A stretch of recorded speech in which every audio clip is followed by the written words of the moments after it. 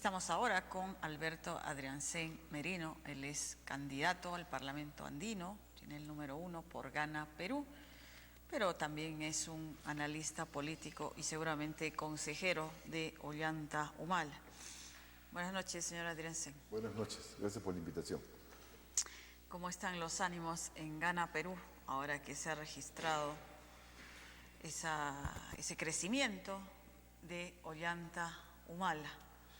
Los ánimos están tratando bien, de ser ¿no? objetivos. ¿Qué dice Sí, usted? yo quiero que los ánimos están bien, no solamente por lo que dicen las encuestas, ¿no? Yo he estado con Ollanta en el Cusco y en Huaraz, ayer estaba en Huaraz con él, en el mítin de Huaraz, y los mítines están siendo muy auspiciosos realmente, ¿no? O sea, son mítines mayores que los de Toledo, mucho mayores que los de Keiko.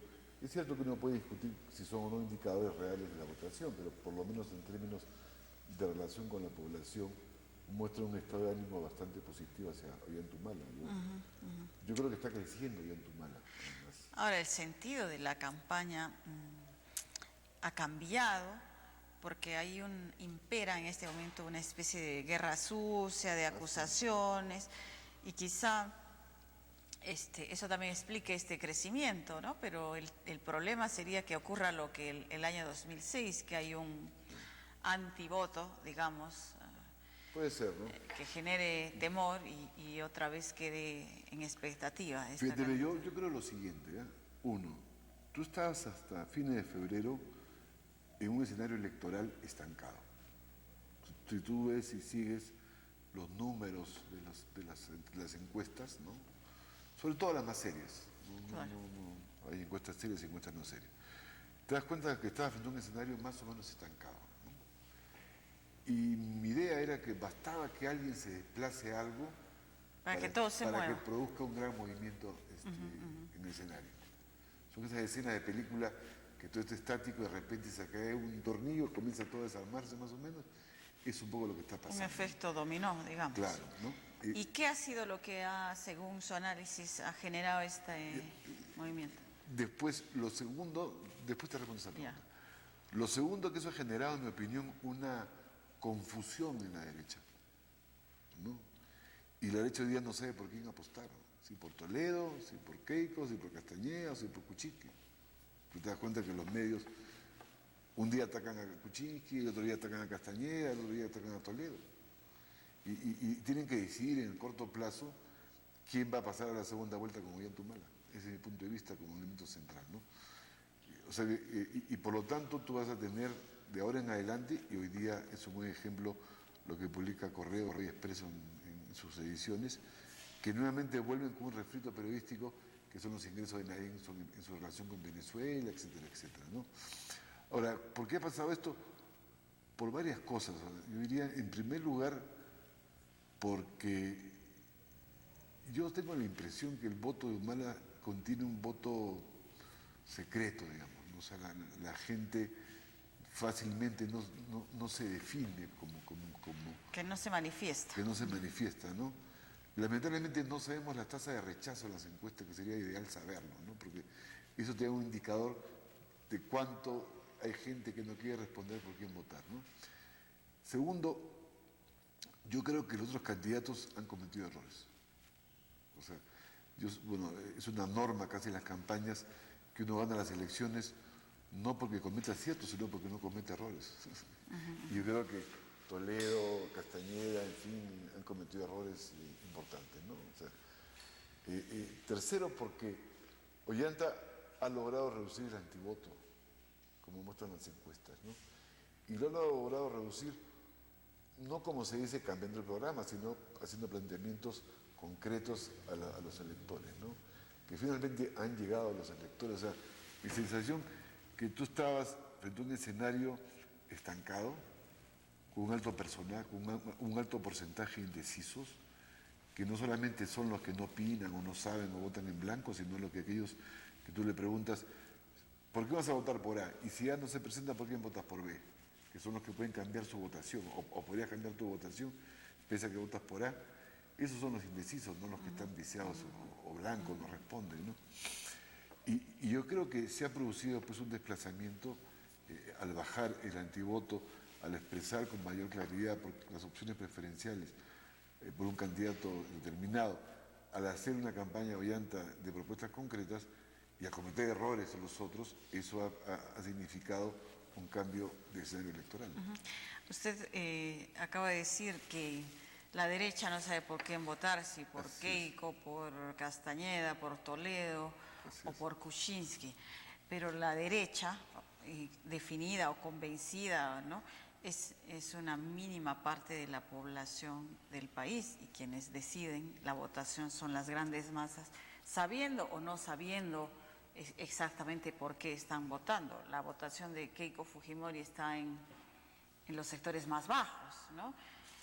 Igual que Toledo genera simpatías entre sectores bajos, entre la población andina, en fin. Entonces, más allá de lo que la derecha, la dirigencia, los líderes, los empresarios decidan, esta votación la va a decidir esa gran masa, ¿no? Bueno, pero eso no está en cuestión.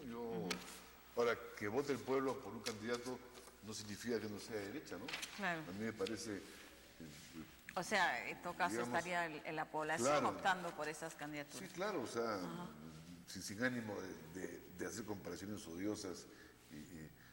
Digamos, Hitler ganó con una alta votación en la clase obrera en Alemania, y eso no lo hace de izquierda, ¿no? Pero yo sí creo que hay problemas en la derecha respecto a qué candidato apoyar mediáticamente, ¿no? Diera la impresión que han optado por Kuczynski, ¿no? Diera la impresión, o sea, algunos medios como Perú 21, en fin, ¿no? O sea, el propio Expreso, ¿no? O sea, pero no saben qué hacer, porque yo creo que la tendencia de Ollanta a crecer continúa, o sea, y a diferencia de la tendencia de Kuczynski, que también está en aumento, mi impresión es que la de Kuczynski tiene límites. Kuczynski no tiene mucha capacidad de penetración en los llamados sectores D y E, ¿no? Inclusive en los sectores C, ¿no?